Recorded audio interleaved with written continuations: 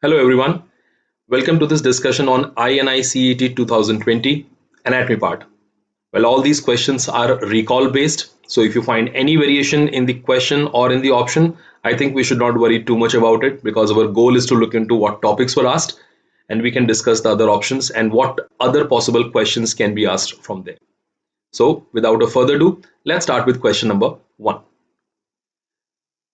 The question number 1 says, what is the action of the muscle at the hip joint attached to the marked area in the given image? Well, before we go to the options in there, let's have a small discussion about the upper end of the femur on the given image itself. Now, when you look at the femur bone, the first thing we have to identify that whether you're looking at the anterior view or the posterior view of the upper end of the femur.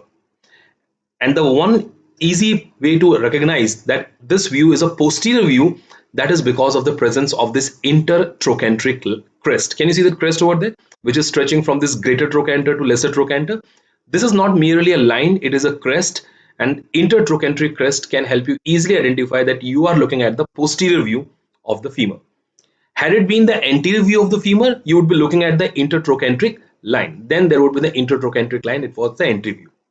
Moreover, you can see lesser trochanter very clearly visible here, which can be seen from the posterior side.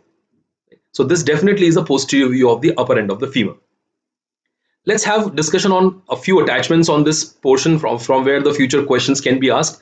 Like on the intertrochanteric crest, there is a small bump here, there is a small tubercle, and this tubercle is giving attachment to the muscle called as a quadratus femoris. The muscle is quadratus femoris, and this quadratus femoris muscle is for the external rotation at the hip joint, like gemellus superior, gemellus inferior, piriformis. All these muscles are more or less running horizontally on the posterior side of the hip joint, and they all act for the external rotation or the lateral rotation. Then at the greater trochanter, more toward the lateral aspect, you'll find the attachment of the muscle gluteus medius. Minimus is more anteriorly here, medius is more toward the lateral aspect, that is gluteus medius. And as we all know, the main action of gluteus medius is the abduction. Also helps in medial rotation, anterior fiber helps in medial rotation, but the main action is abduction. We does this Trendelenburg test for the gluteus medius integrity, right? So that is on the greater trochanter.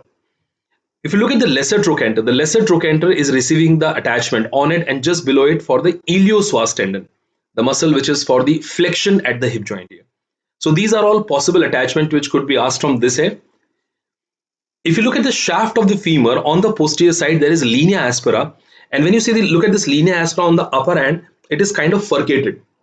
Medially, it is furcated and going toward the line here called as a pectineal line, obviously the attachment of pectineus muscle. And more laterally, if you stretch it upward, there's a tuberosity here, and this tuberosity is called as the gluteal tuberosity. And this gluteal tuberosity, guys, is one of the attachment of the one largest muscle in the human body, that is gluteus maximus. Gluteus maximus attaches or inserts on the iliotibial tract as well as on the gluteal tuberosity on the posterior surface. Talking about the action of the gluteus maximus muscle, I've taken this snapshot from the Gray's 41st edition and I've highlighted the relevant portion. Now it says it extends the flexed thigh, so extension is one of the action. It is intermittently active in walking cycle and in climbing stairs, and continuously active in strong lateral rotation of the thigh. Things which we don't talk too much about in the gluteus maximus, that it also helps in the external rotation or lateral rotation. And its upper fiber are active in powerful abduction of the thigh also.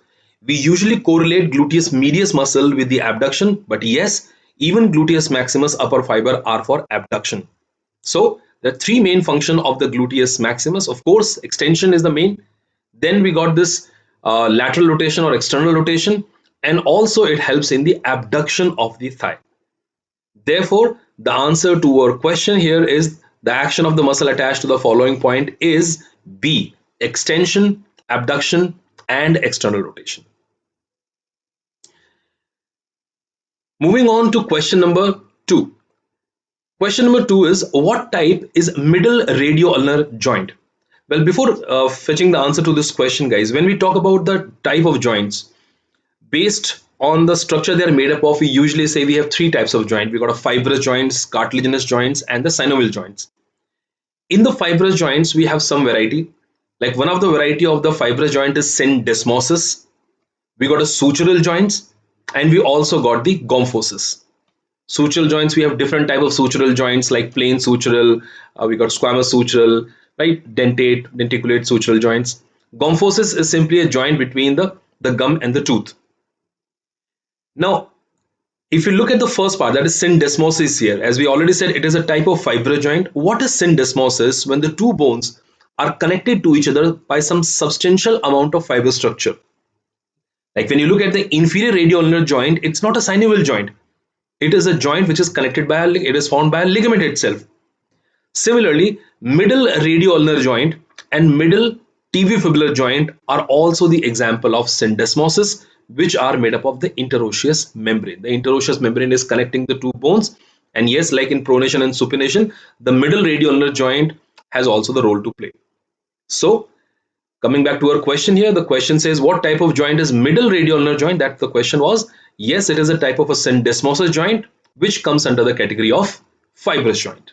So answer to question number 2 is D, that is fibrous joint. Moving on to question number 3. What structure is present deep to the marked area in the given image? Well, let's have a quick discussion on what this marked area is. Let me use a different image for this. Now, as you can see, this marked area is the pterion. As we all know, this is a pterion here, and this is a meeting point for the four bones. This H-shaped suture is a meeting point for four bones. Those four bones namely are, we got this greater wing of the sphenoid. Look at this in the green, that is a greater wing of sphenoid here. We have this squamous part of temporal bone. This is the squamous part of temporal bone. We got the frontal bone and of course the parietal bone as well. So the four bones which together are forming this pterion here. Pterion, yes, it was a site for the anterolateral fontanelle, and this fontanelle which closes in the third month after the birth. So this was a site for the anterolateral fontanelle, and that closes after third month after the birth. The major relations when we talk about the structure related to the pterion, well, the two important things which are related on the inner aspect of the pterion is, one, we have the anterior division of the middle meningeal artery. We also call it the frontal division of middle meningeal artery. We know that the involvement of the artery can lead to the extradural hemorrhage. And second thing is the sylvian fissure or the lateral sulcus. The lateral fissure or the sylvian fissure of the cerebral hemisphere, the beginning of that fissure is exactly at the level of pterion inside. So these are the two major landmarks that you see in. But talking about a bony landmark inside, what is there deep to the pterion as per a bony landmark, I need to show it the picture from inside. Now, if you're looking at the same thing, the pterion from the inner aspect, you can all again see the four bones which are meeting at this point here. And this is the bony projection we are looking at, which is present deep to the pterion. And what that bony projection is, this is the lesser wing of the sphenoid. We already saw greater wing of the sphenoid was contributing to the formation of the pterion, but deep to the pterion we have a relation that is a lesser wing of the sphenoid. Going with other options like sella turcica. Sella turcica is, this is the sella turcica here, which is the pituitary fossa, which is guarded posteriorly by these projections called as a posterior clinoid process, and dorsum coeli. So that's a posterior clinoid process. So obviously they cannot be the answer to the question. So the answer to the question, what structure present deep to the marked area in the given image, is the lesser wing of the sphenoid. The lesser wing of the sphenoid is the correct answer. Moving on to question number 4. Question number 4, which of the marked nerve in the given image cause movement of the eyeball? Well, as we know, the movement of the eyeball is caused by three nerves, that is the third nerve, fourth nerve, and the sixth nerve. So basically question is very simple. We just have to identify that out of the four nerves, which one is neither third, fourth, or sixth. So what you can see in this image here, look at this nerve A, which can be seen running along with this ophthalmic artery. This is an optic nerve, and you can identify the optic nerve and ophthalmic artery based on this anterior clinoid process. Just inferior medial to the anterior clinoid process, you will find this nerve and the artery running along with it. We got the cavernous sinus related here in the lateral side. This is a region for the sella turcica. We have pituitary fossa there. Right now it is shown covered with the diaphragma sellae. But yes, this is a site for cavernous sinus. And in the lateral wall of cavernous sinus, you can see the nerve B and C both are in the lateral side. The nerve B is clearly thicker than the nerve C here. This nerve is the oculomotor nerve. The nerve B is the oculomotor nerve, which we all know supplies all the extraocular muscle except superior oblique and lateral rectus. Whereas the nerve C, which is the thinnest nerve, thinnest cranial nerve, is fourth nerve or the trochlear nerve to supply superior oblique.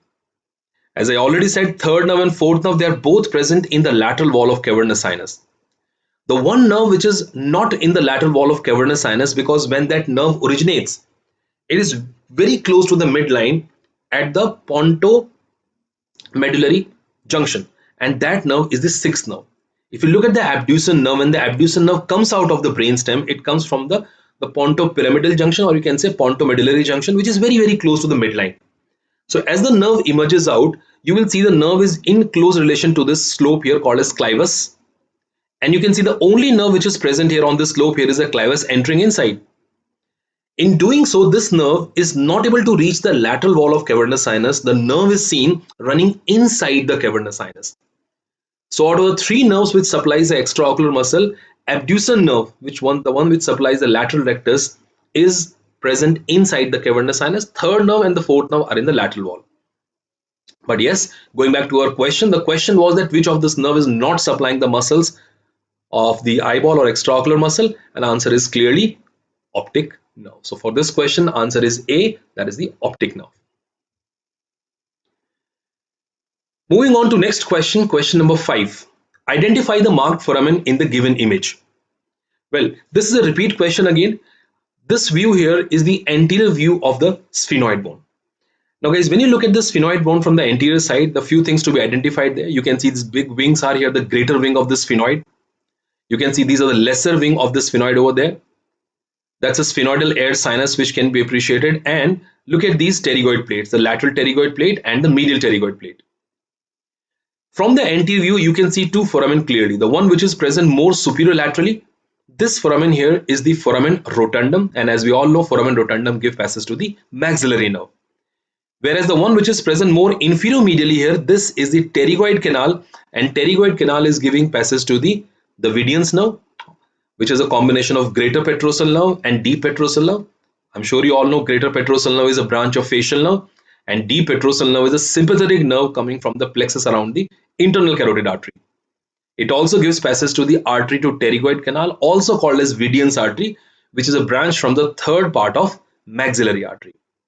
So yes, going back to our question here, which says which you have to identify the marked foramen in here. And that's a simple one. The marked foramen here is the foramen rotundum. So answer for question number 5 is A, foramen rotundum.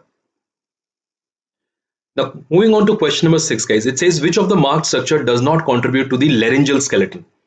Well, let me go into detail of this image, but before that, look at the structures which are helping in the formation of the laryngeal skeleton. Now the cartilages, we have some paired and some unpaired cartilage which helps in the formulation of the skeleton of the larynx. As you can go with these colors here, the green color here shows that's a posterior view basically, and that is the epiglottis, a main cartilage which is required for the closing and the opening of inlet of larynx. We got this huge cartilage here, the thyroid cartilage, which is forming the main outer boundary of the laryngeal wall.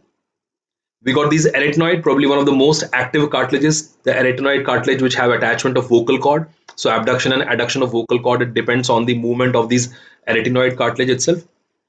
The arytenoids which are resting on the lamina of the cricoid cartilage, shown in the yellow here. You can see from the posterior side, you can see the lamina of the cricoid, and from the anterior side, you can see the arch of the cricoid. And then we have some small cartilages which are attached on the upper end or at the apex of the arytenoid, like corniculate and cuneiform, and these cartilages just make the aryepiglottic fold a bit thicker. So if I go back to the same image which was shown, this is a sagittal section of the laryngeal wall. If I go in a clockwise manner, this here is the epiglottis, which obviously is one of the major cartilage for the larynx. Then look at this portion here, guys. This cartilage is a section going through the arytenoid. And as we said, arytenoid is resting on the lamina of the cricoid cartilage. This here is the lamina of the cricoid cartilage. On the anterior aspect, you can see this more thinner here. This is the arch of the cricoid cartilage. That's the lamina, and that is the arch of the cricoid cartilage. You can see the anterior arch. Above that, you can see that is a thyroid cartilage. That's a section going through the thyroid cartilage. And finally, this one here is the hyoid bone. So clearly from the given option, from the given marked option, hyoid bone has no direct contribution in the formation of the laryngeal skeleton. So yes, answer to our question number 6, which of the marked structure does not contribute to the laryngeal skeleton, is going to be A, that is the hyoid bone. C is epiglottis, D is arytenoid, and B is thyroid cartilage, which clearly are forming the laryngeal skeleton. Coming to the question number 7. Question number 7 says reticular fibers are not found in. Now let me go directly to the one of the statement given in the Gray's 41st edition. I've took a snapshot for you. See, it says that unlike other lymphoid structure in which the supporting framework is chief collagenous reticular tissue, the thymus contains a network of interconnected epithelial cells. We do not have this collagenous reticular tissue which is present in the bone marrow, in the lymph node, in the liver, in the spleen, but not in the thymus. In the thymus, now look at say that, let's say this is a schematic picture for the thymus, histological image of the thymus. And what we have here is the epithelial tissue. We said we have epithelial interconnected tissues, cells are there. Let me highlight these cells and you can see the appendages of these cells which are interconnected with each other. And these epithelial cells, these reticular epithelial cells are the one which are forming the supporting network here and not the reticular tissue. Therefore, the answer to our question that which of the following is not having the reticular fiber as a supporting framework, and that answer will be the thymus. Thymus is the answer to question number 7, that is option A. Moving on to question number 8, guys. Question number 8, marked cell appendages are not found in which of the following? Well, what are the marked cell appendages? As you can see here, these are the cilia here. You can see a ciliated epithelium can be seen.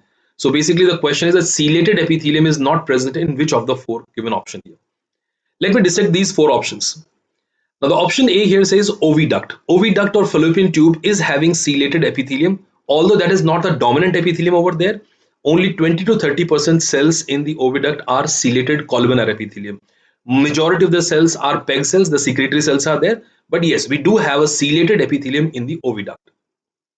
If I talk about ependyma, the lining of the ventricles, even ependyma is having the ciliated columnar or cuboidal type of epithelium. So we do have a true cilia there. And the same is with the bronchi. The bronchi, the large bronchus, whether it is trachea or large bronchi, they do have a typical respiratory epithelium, and that is pseudo-stratified ciliated columnar epithelium.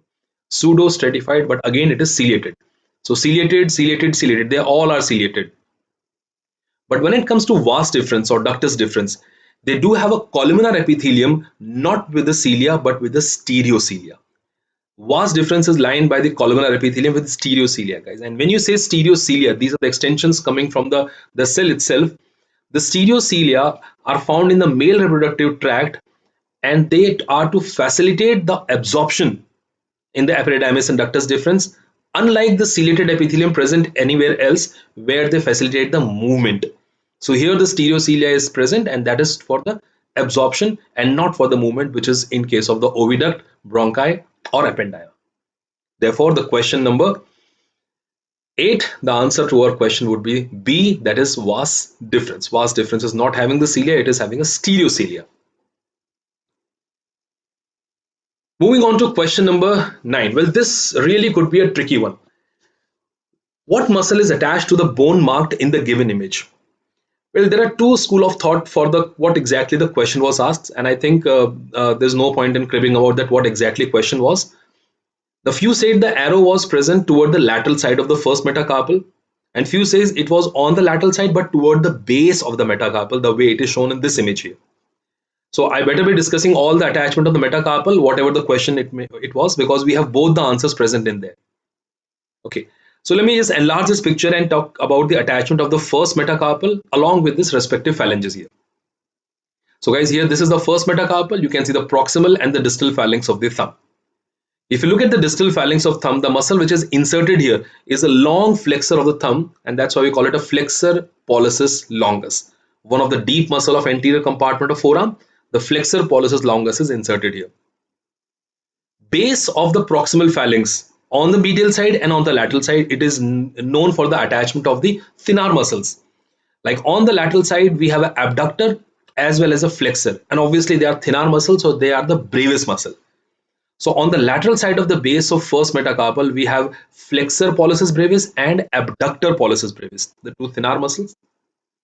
Whereas on the medial side, the muscle which is opposite to the abduction, that is adduction, there's a big muscle having two heads, that is transverse and the oblique head, but the insertion is ultimately coming to the medial side of base of first metacarpal, and that is the adductor pollicis. Well, that's about the proximal and the distal phalanx. Coming to our main question here, which was about the metacarpal. Well, if let's say the arrow was on the medial side of the metacarpal, then the muscle which is attached on the medial side of shaft of metacarpal, the origin is for the first palmar interossei. Now, this first palmar interossei may or may not be seen because palmar interossei muscle sometimes is absent. We don't need a palmar interossei as such in hand because we already have an adductor pollicis muscle for the adduction of thumb. So even if you have a first palmar interossei absent, that doesn't make a difference. Moving on toward the lateral side, now let's say if the arrow was more toward the shaft in the middle somewhere, then your answer would have been opponens pollicis. The opponens pollicis muscle, one of the thenar muscle only, the action is to flex and medially rotate the thumb so that it can oppose other fingers. And that's why the muscle is not inserted to the phalanges, it is inserted to the metacarpal, because for the movement, for the rotation of the thumb, you have to rotate the metacarpal itself. So the muscle on the shaft having a big insertion here is the opponens pollicis. But if I go with the question which I've shown here, if the arrow was on the lateral side but toward the base of the first metacarpal, then it is not the insertion of opponens pollicis, it is the insertion of the abductor pollicis longus. It's the insertion of the abductor pollicis longus, one of the deep muscle from the posterior compartment of forearm supplied by the posterior interosseous nerve, that is abductor pollicis longus. So yes guys, for our question in here, we'll go with what? Abductor pollicis longus as the answer. Moving to next question, question number 10. The question number 10, which of the following muscle is not used in the overhead abduction at the shoulder joint? The options here are serratus anterior, trapezius, deltoid and pectoralis major. I know that people have a little confusion between the deltoid and the pectoralis major here. Let's try to sort it out. Well, when we talk about the abduction at the shoulder joint, the first 15 degree of abduction or the initiation of abduction is essentially done by the supraspinatus muscle. So 0 to 15 degree of abduction is by the supraspinatus. 15 degree till the shoulder level, that is till the 90 degree, it is done by the middle fiber of the deltoid. Middle fiber of deltoid, the multipinnate muscle, is a very strong abductor at the shoulder, that is done by the middle fiber of the deltoid. And this deltoid muscle, it works effectively till the 90 degree. Beyond 90 degree, the deltoid alone is not able to abduct the shoulder. We need the rotation of the scapula to be done. There is a rhythm called as a scapulohumeral rhythm. For every 1 degree movement in the scapula, there will be 2 degree movement in the glenohumeral joint. So the rotation of the scapula has to be done for overhead abduction. And that rotation of scapula, the lateral rotation or outward rotation of scapula, is done by the muscle that is serratus anterior and also by the upper and the lower fiber of trapezius muscle. So I would say that above 90 degree, the muscles which are effectively working in the abduction is the trapezius and serratus anterior, and that is by the rotation of the scapula. But when you talk about the muscle pectoralis major, well, somehow this muscle is being asked over and over again in the Central Institute exam. They even asked the question about that what is the shape or what type of fibers we have in pectoralis major. You can see this muscle is having a broad origin, but by the time it insert the lower fiber, they kind of spiral around. So it's a spiral kind of muscle, and then we have both anterior and the posterior lamina inserted to the lateral lip of bicipital groove. Pectoralis major as whole, if we talk about the muscle, the function of pectoralis major is the adduction and medial rotation. It helps in the adduction at the shoulder and also the medial rotation or internal rotation at the shoulder. But if you look at the fibers specifically, like these are the clavicular fibers taking origin from the clavicle, and we have a sternocostal fiber here. The clavicular fibers are the one which are responsible for the flexion of the arm, and on contrary, the sternocostal fibers are responsible for the extension of the flexed arm, not from the neutral position, but when your arm is already flexed, the sternocostal fiber will help it bring it to the neutral position here. So sternocostal fiber are for the extension of the flexed arm. So I can say adduction, medial rotation, flexion of the arm, and extension of the flexed arm. When you say extension alone is not correct, you have to say extension of the flexed arm is also done by the pectoralis major. So obviously this muscle has no role at all in the abduction of the shoulder. Therefore, the best answer for the question number 10, that which of the following muscle is not relevant here or in the overhead abduction of the shoulder joint, the answer has to be the D, that is pectoralis major. Pectoralis major. Moving on to question number 11. Guys, question number 11, it says patient unable to abduct the upper limb. Well, which root value is involved here? Well, let's go directly to the answer to this question. If the patient is unable to abduct the upper limb, that means the main muscle which is involved here is the deltoid. The middle fiber of deltoid is involved, and that's why it's not able to abduct. Let me take this chart from again the Gray's 41st. It shows that shoulder abduction is done by the deltoid muscle, as you can see, and the root value, the major root for the deltoid muscle is C5, coming from the axillary nerve. As we all know, axillary nerve is originating from the posterior cord of brachial plexus. Yes, axillary nerve is having a C5 and C6 as its root value, but C6 is mainly for the cutaneous innervation. The one which is the major myotome in there is a C5. So deltoid muscle is having a main root value that is C5. So I can say shoulder abduction root is also C5. So answer to this question is going to be C5. The option like A, C4, it is like major root value for the muscle like levator scapulae, that is a C4 root value. C6 is the main root value for the flexion of muscle, for the flexion of the arm like biceps and brachioradialis muscle will be having C6. And C7 is a major root value for the tricep muscle for the extension. So if I say flexion, that is by C6, extension is by C7, elevation of scapula C4, and abduction of the shoulder, that is C5. Deltoid muscle C5 is the major root value in there. So question number 11, answer has to be B, C5. Question number 12. Well, that's an interesting one. During inspiration, what level does visceral pleura reach the liver? So they have marked the right surface of the liver, and they have marked the 4 points in there. One at the highest point at the right surface and one at the lowest, and then we have 2 more points shown in between. So basically you can see the right surface of the liver can be divided in upper 1/3 between A and B, middle 1/3 between B and C, and lower 1/3 between C and D. Let me use an image to describe this question to you. Okay. If you look at this picture here, you can see the lung, and when I say the word lung, I'm saying the visceral pleura as well. Visceral pleura cannot be detached from the liver, from the lung.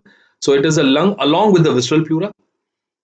The one which is shown in the blue color here, this is the parietal pleura, and you can see this recess over there called as a costodiaphragmatic recess. And look at this red line over there which is running over the liver here, that is corresponding to the diaphragm. I repeat again, this here is the right lung, of course. You will see a visceral pleura adherent to it. The parietal pleura is the one shown in the blue, and the red line here which is going even further below, that is the diaphragm. That's a right dome of the diaphragm. If you look carefully guys, from point A to point B to point C, and point C to point D, if I divide the right surface of liver in 3 parts, so upper 1/3 of the right surface, the one which I have highlighted here, is related to the visceral pleura, the lung, diaphragm, as well as the parietal pleura. So all is related to it. So lung and the parietal pleura both are there. And I said when I say lung, you have to consider visceral pleura also. So upper 1/3 is related to the lung, visceral pleura, and parietal pleura all. Of course, diaphragm is also there, needless to say. In the middle 1/3 where we have the costodiaphragmatic recess, so obviously there is no lung or visceral pleura. So visceral pleura basically ended here. So this middle 1/3 portion is the one of the liver is related, of the right surface of liver is related to the parietal pleura only, along with the diaphragm, of course. So we have a costodiaphragmatic relation in there, but no visceral pleura. Whereas the lower 1/3, this portion, the lower 1/3 is related only to the diaphragm. So if I go from the 4 points here, A, B, C, and D marked in the given picture, the point B was the point till where the visceral pleura or the lung will extend. So if I go back to this question here, so point B, this is the point till where the visceral pleura will be extending. If the question would have given that parietal pleura extends till what point, then your answer would have been the junction of upper 2/3 and lower 1/3, and that would be C. But yes, for this question, the answer is B. That is the junction of the lateral surface of the liver, upper 1/3 and the lower 2/3.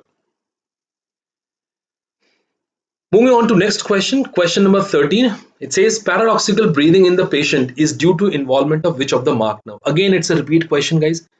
There was a time when they asked about the phrenic nerve, identification of phrenic nerve in the dissection of the neck. They even asked a question about the identification of vagus nerve in the transverse section of neck. So these questions are being repeated over and over again. As I say, they're just serving the same old wine in new bottle. When it comes to the neck dissection, the 3 nerve which needs to be identified and on which you will see in future also the question will be asked, like is a phrenic nerve, vagus nerve, and the spinal accessory nerve. In this dissected specimen, the main landmark muscle here is scalenus anterior. Now look at the one which I'm highlighting here. This is the scalenus anterior muscle, and that's a main highlighted muscle which will help you identify a lot of structures in the deep dissection of the neck. Like, look at this nerve which is running downward here, and you can see the nerve is passing in front of the subclavian vessel. This is the vagus nerve. There's a vagus nerve in there. So that's a right vagus nerve, and right vagus gives off the right recurrent laryngeal nerve, which will wind around the right subclavian artery, the first part of subclavian artery only, and goes back in the tracheo-esophageal groove. So the nerve that you see here, the trunk of the nerve that you see in there, is the recurrent laryngeal nerve, more precisely right recurrent laryngeal nerve. This nerve that you see, this nervous structure over there, is the sympathetic chain, which is a posterior relation of the carotid sheath. See, carotid sheath is not shown here. There is no common carotid artery or internal jugular vein shown. So had they been here, so you will see this sympathetic chain will be running behind it here. That is sympathetic chain. And the one nerve which is very easy to identify is the main nerve running in front of the scalenus anterior. That's how we identify this. It is running in front of the scalenus anterior, and that is the phrenic nerve. The answer to our question, as we all know, that involvement of the phrenic nerve is the one which is responsible for the paradoxical breathing. So we just have to identify the phrenic nerve in there. So answer is what? A, that is the phrenic nerve. So A is phrenic, that is the answer. B is vagus. D here is recurrent laryngeal nerve, and C is the sympathetic chain. These are the nerves which you should be able to identify from this given section, no matter what exact section was given in your exam. So coming to the question number 14, the last one. At what level the given section is taken from? Well, transverse section has usually been a problem for people to identify, but the transverse section are the one which is for the future also. They are very, very important for the future exam point of view, because more the paper will shift toward the clinical aspect. Then obviously you have to compare these images with the CT and MRI. So guys, if you're getting any transverse section of the head and neck region, or in the thoracic region or the abdominal region, the one thing that you have to keep in mind is that your first thought should be that it should be given in accordance to the CT and the MRI. Like when you look at the CT and MRI images, you see it from the inferior aspect. So whatever slice you have shown, you keep it in mind that usually it will be shown you from the inferior aspect. They can always try to flip the image to create a confusion, but the first thought you should go with is it is an inferior view here. I can see a big blood vessel present over there, some openings in there. I can see a big vessel over there as well. Before I go to this section, let me try to justify that why this section is taken from that particular point. Here. Now here's a schematic picture showing a sagittal section of the mediastinum. As you can see, this here is the heart, and you can see the arch of aorta, and that's a descending thoracic aorta. You can see the blood vessels which are coming out of the arch of aorta. You see the brachiocephalic trunk, the left common carotid, and left subclavian artery. Now guys, if the section is taken from the level of sternal angle, now this is a sternal angle, you all know that's also called as angle of Louis, present between the body of the sternum and the manubrium. That transverse line will pass from the lower border of T4. That's a fourth thoracic vertebrae. 1, 2, 3, 4. Fourth thoracic vertebrae.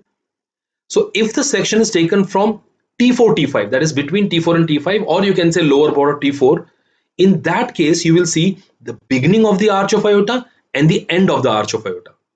Not the arch of aorta as such. You will see the beginning and the end. So you'll see the two major vessels present in the cut in the cut section. You will see the origin and the end of the arch of aorta.